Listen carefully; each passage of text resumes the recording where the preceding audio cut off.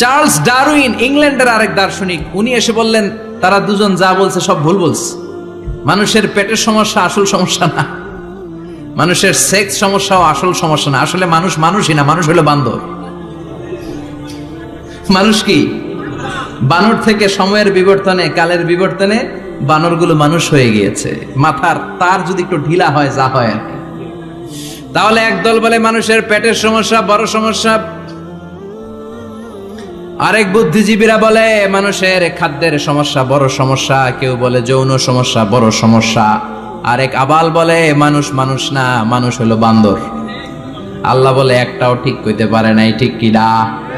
আল্লাহ বলে মানুষ তাদের পেটের সমস্যা বড় সমস্যা নয়, মানুষের যৌন সমস্যা বড় সমস্যা নয়, কশিন কালেও মানুষ বানর নয়। মানুষকে আমি আল্লাহ নিজ তত্ত্বাবধানে